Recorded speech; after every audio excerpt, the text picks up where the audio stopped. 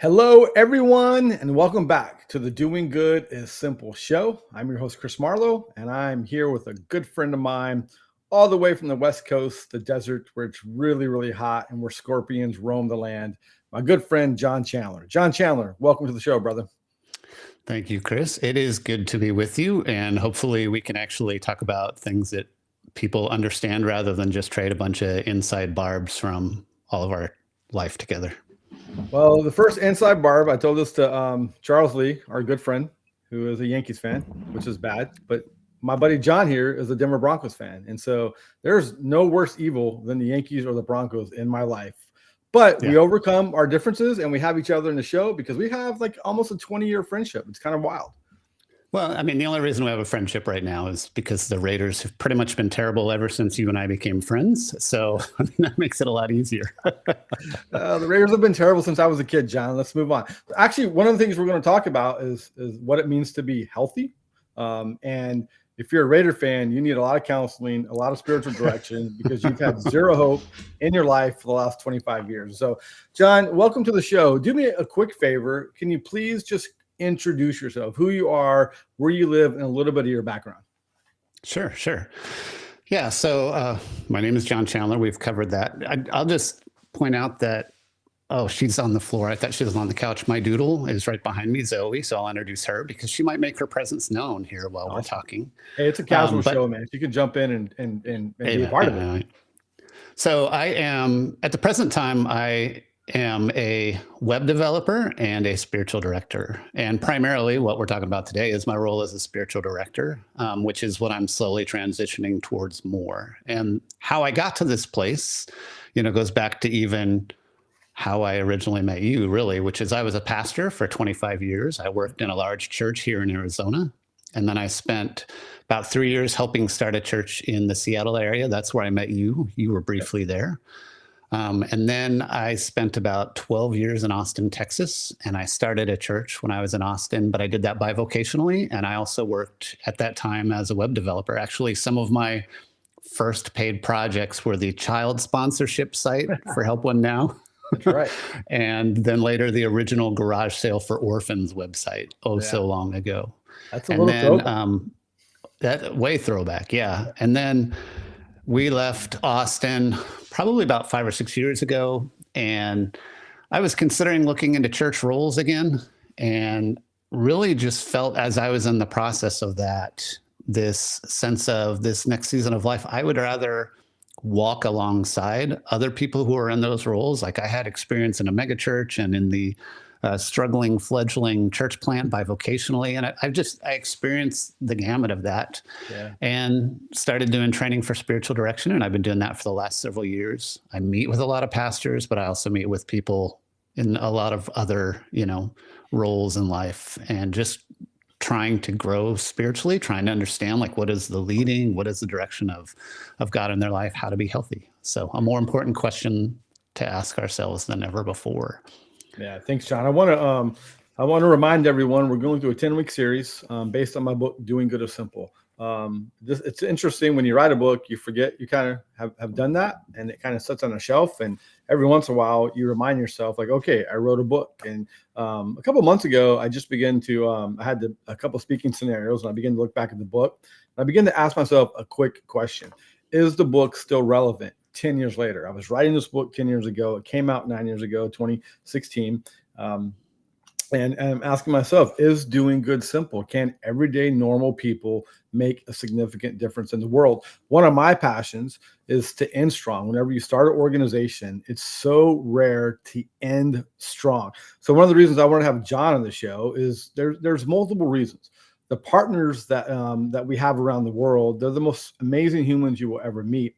One of the things I love about them is they know how to end really strong. Longevity is something they do so well. And oftentimes stateside, we don't do that very well. We start things and we burn out. And a lot of times our life's just ruined, destroyed, a lot of setbacks. And some of that is just life. Like there's no perfect way to live. We all have our struggles. We all have moments where we experience defeat, tragedy, heartbreak. That's part of life. So to me, when I think about spiritual health, I think about it in so many ways. One, what can I do to keep myself healthy? along the way, but two, as life throws punches at you, how do you overcome and stay healthy? Because life will throw punches. So between our leaders, and the other thing that we care about at Help One Now are the people who donate and who advocate. These are very busy people who have a lot of responsibility, and often they also add the Help One Now complexity to that responsibility. It's whenever you travel the world with us, you see hard things, you experience hard things, and the question we always ask is, how do we keep each other healthy? So before I ask John the next question, I want to just read a quote by one of our favorite theologians, a guy named N.T. Wright.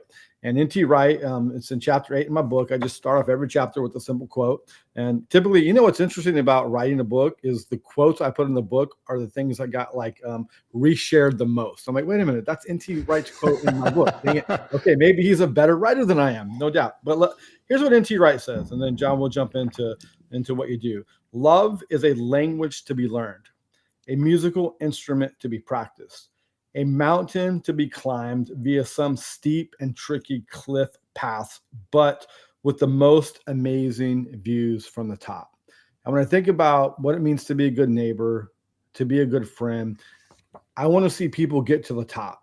And so many times we never get there because we burn out and we become unhealthy and we kind of lose our way. So John, I would love for you maybe just to share with us, how did you learn about spiritual direction? And why has that been such a critical thing for you, not only to embrace personally, but also to kind of spend what I think, as a good friend of yours, is going to be the majority of the rest of your life doing? I mean, if you're going to, I know you're a person who prioritizes things really well, and this has become a priority for you.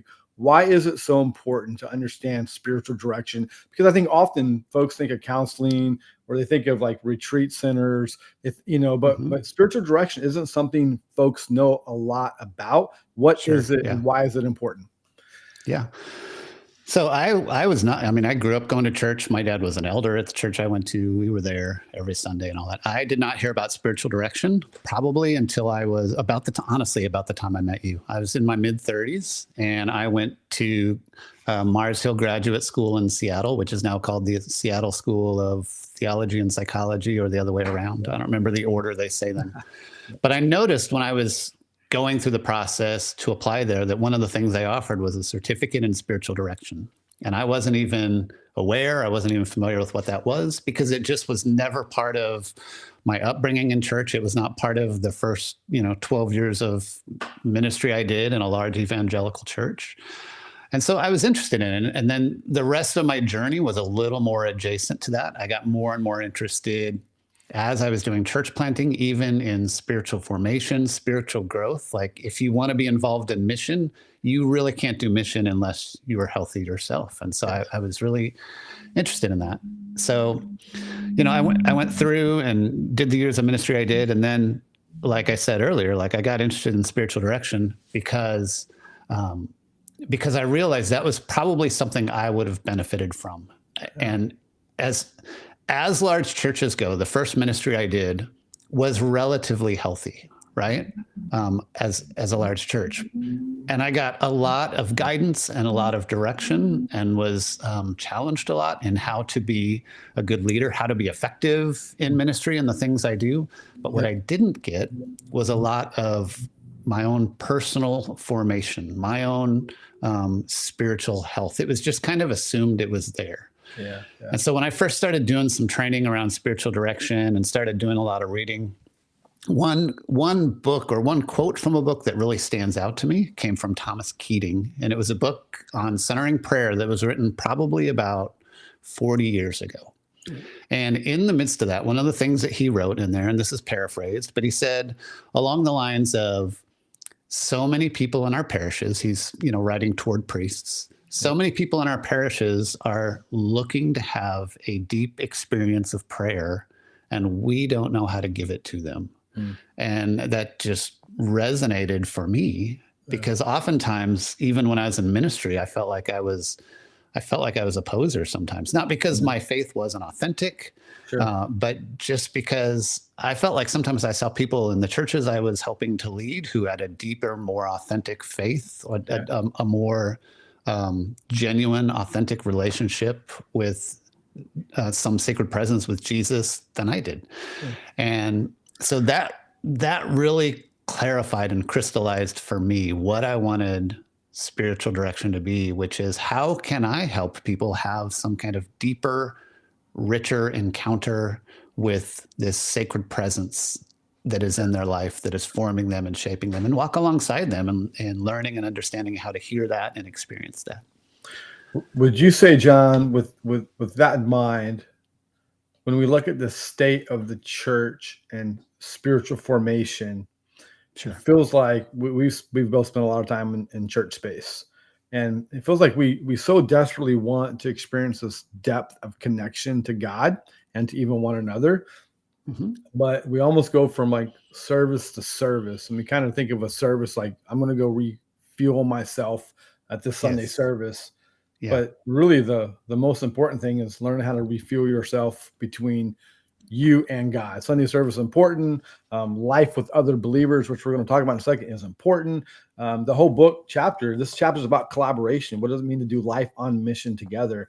But why do we struggle so much with a deep connection to God? And I hear it from everyone. Like everyone wants it so bad, but there's a missing piece to the puzzle that seems to exist in our modern Christian world.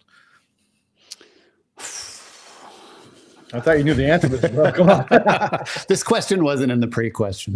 No, the reason I pause is because I want to speak well when I answer this question, and I don't want to be overly critical because I was in church leadership, and I know that my intentions were good, and the intentions, but I think we've just gotten stuck in trying to cultivate experiences for people that they want to continue to be part of. And inherently, that is not bad.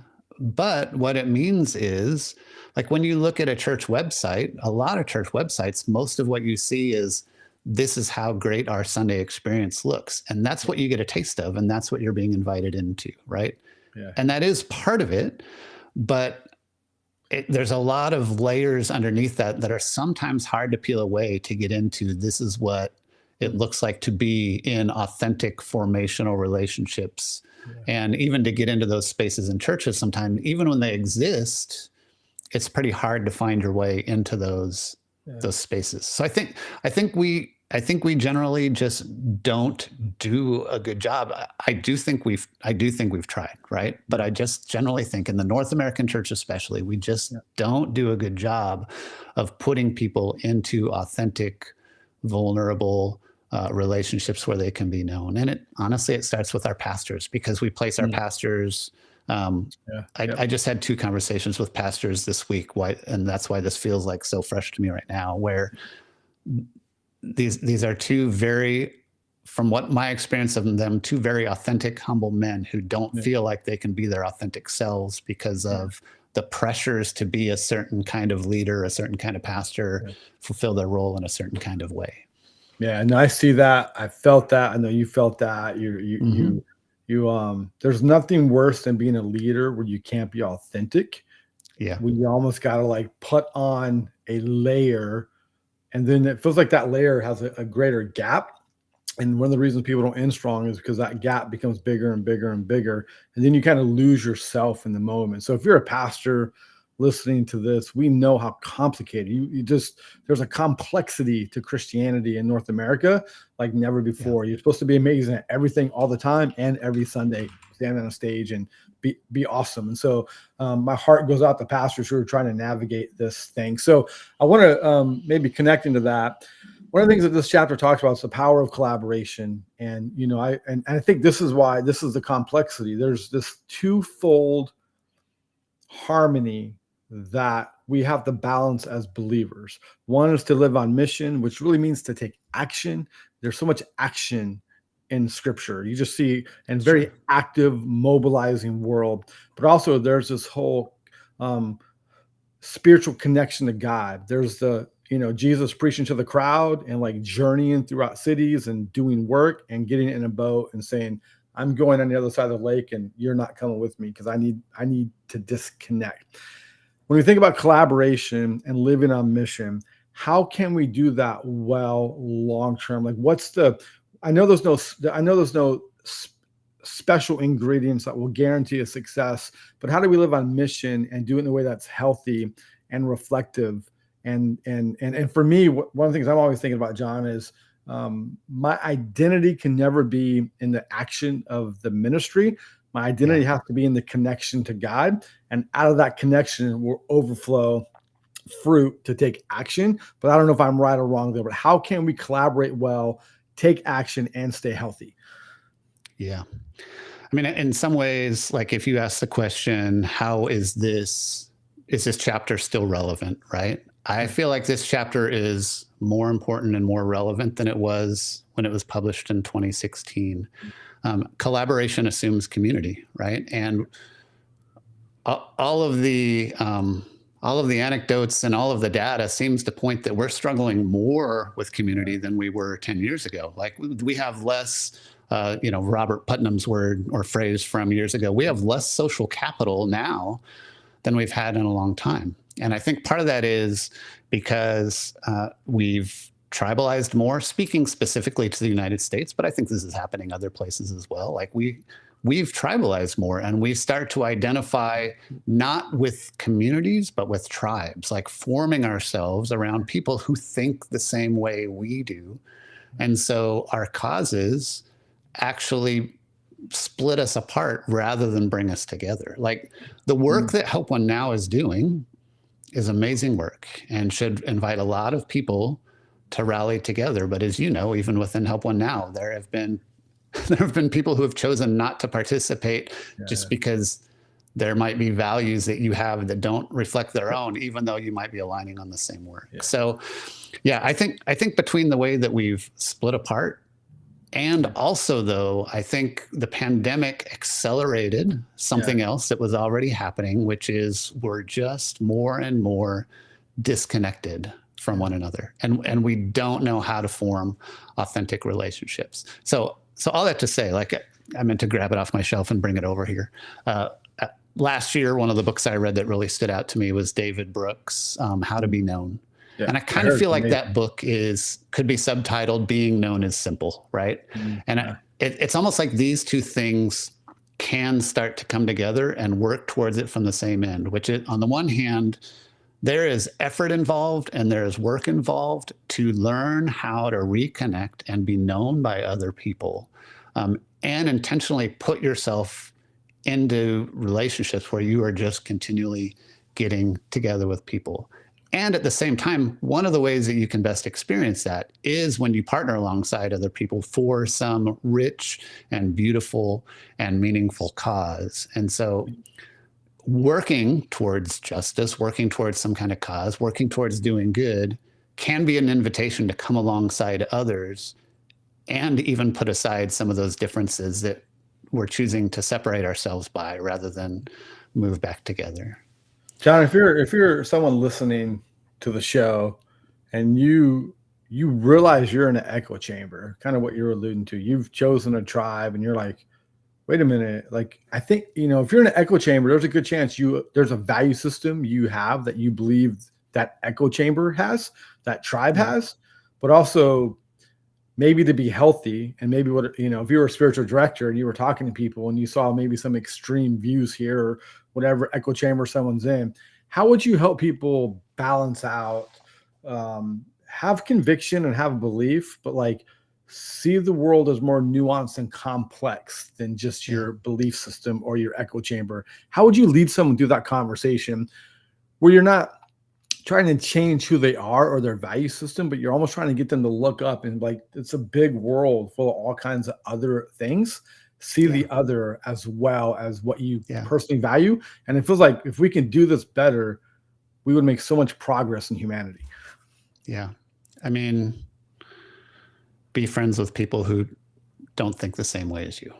Yeah. I mean, I don't want to oversimplify it, but that's really like, have a conversation with somebody and build rapport with somebody. Focus not on what you see differently and how you want to change their perspective or focus on how their perspective is different from yours. Just build friendships with people who are from a different background than you, see things differently from you, and learn and understand that they're human like you. And as nonsensical as some of their views might be to you, and maybe some of them are, maybe they come out of a very broken place, right?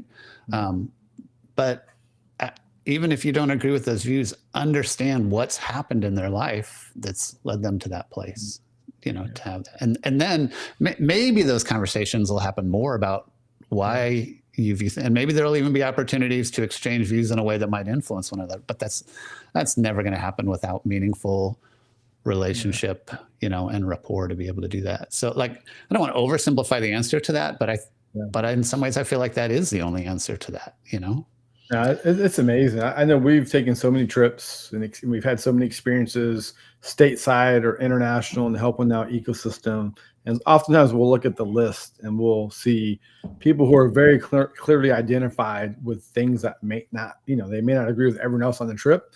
And it's amazing when you force people together on an airplane and a van and around a table and in a community that's different, we all become this one unit. And back home, we would think differently, but in this place, we become one. And I think people begin to see each other more. And, one of the challenges that I have is I don't want to always change people, but I just want people to see the humanity in one another and be able to listen and learn and see the imago Dei. You can fully disagree with me, but you can also love and serve and care while you disagree. And I think that's something that we're struggling with. And I think it creates this really unique spiritual unhealth. I want to get back to N.T. Wright real quick because I was just reading a little N.T. Wright the other day, and he says this in Ephesians 2 verse 10. We learn there's nothing we can do to earn merit or for our salvation. We are saved by grace through faith. Then Paul says, we are what God has made us, created in Christ Jesus for good works, which God prepared beforehand to be our way of life. What does it mean, and why is it so important for each of us to see what it means to create beauty in our current world that we live in? And whether it's around the world or in your neighborhood, what does it mean for a believer to create beauty in this world? Yeah. So this is a softball question for me. You didn't know that when you wrote it, but this is one of my favorite Bible verses to preach on. If I get invited to preach at a church or teach in some scenario and they don't give me an assignment, this is definitely going to be the ones I will consider when I talk with them. And part of that is because particularly of this 10th verse here and everything that leads up to it, we're saved by grace, not by works. But ultimately it gets down to this final line, which I think this is probably N.T. Wright's translation of it. But depending on what version of the Bible you read, it might say we are God's handiwork, we are God's craftsmanship. What it says here is we are what God has made us. And that word is, if we go back to the original Greek that it was written in, that word is we are God's poema. And it's the same word that we get poem from, right? So it's we are God's artwork. We are God's thing of beauty. Yeah. And when we lean into that and when we take ownership of that, then we can help to create beauty in the rest of the world. The interesting thing about that word is, I'm just going to fill the whole rest of the time. We'll have an altar call at the end of this because I'm just going to no. The interesting thing about that word is it's only used twice in the New Testament. The other time it's used is also by the Apostle Paul in the book of Romans, where it says, basically, God has made this creation so beautiful. How can you not recognize the goodness of God? So we see the beauty of God in creation, and so we're compelled, to respond to God. In the same way, then, we as humans, created in the image of God, are created to be these beautiful, appealing, lovely works of art. And then when we live out of that, when we embrace that, when we allow ourselves to be formed by that, then what comes out of us, then what flows out of our life is this doing good, is this good work, is this creating beauty, helping put back together things that are broken in our world. So I just love to lean in on this because it is true we are saved by grace, not by works, so that no man can boast. But we were created for works. And the more that we allow God to form us into that craftsmanship, into who we were originally created to be, the more we can be a beautiful image that is just an ongoing testimony to the goodness of God. So I'm spinning the question a little bit, Yep. but because I think it's important. Like so many times, even when I'm doing spiritual direction with people who are in some kind of spiritual leadership, one of the things we keep going back to is we love because he first loved us, and we don't do the things that we do to try to prove our love for God. We don't do the things that we do to try to prove to the rest of the world how good we are and how faithful we are. We love because he first loved us. So the more we start to do the work on our own self, care for our own soul, the more we just have grace and love and care for ourselves to see who God is forming us to be, then the more we are equipped. And honestly, the more this beauty just starts to flow out of us, and then good things happen. One more point, and then I'll stop the That's sermon. Great. God lives in community, and one of the most helpful theological truths, so to speak, that impacted the way I see the world and the way I understood my Christian faith, I've seen shared by theologians from multiple different faith traditions, but it's ultimately the idea of God has so much love in the Trinity. There's so much love that's happening in the relationship of the Trinity.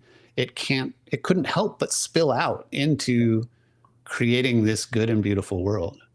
And so the more that we recognize that we are loved, put ourselves in the community that we've already been talking about, but also live in community with God and experience our own sense of being loved, then that's when we will, in the same way, start to create beauty in our world. Can maybe this is an extension of that question, because I think it's so good, and I hope now we get to spend time with so many amazing humans across so many different verticals of culture. And it's really just always beautiful conversations with people who want to make a difference. They're typically ambitious, they're hard driving, and maybe help us understand identity. How do we keep our identity not in the things that we're doing or building, but in who we are as humans?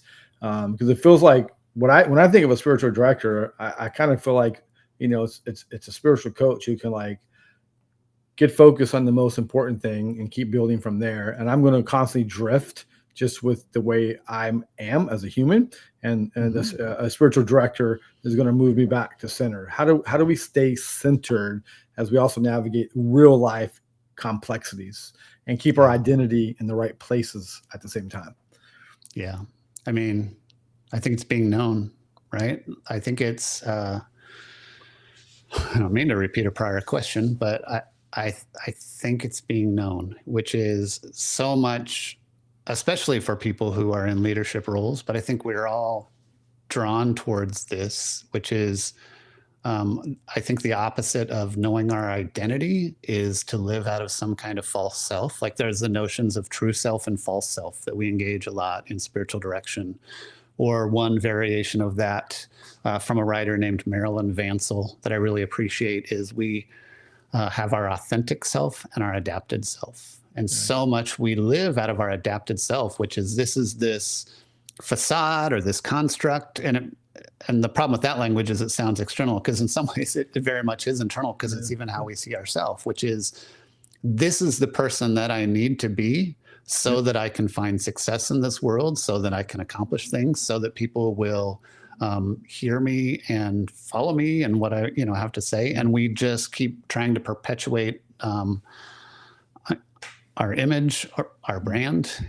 Like brand is a dangerous word, and I understand the value of it. It's also a dangerous word because it kind of invites the idea of an adapted self, a false self, rather than leaning into what is my true identity? What is my true self as one who is loved by God, who's created in the image of God? And how do I understand who I was truly created to be?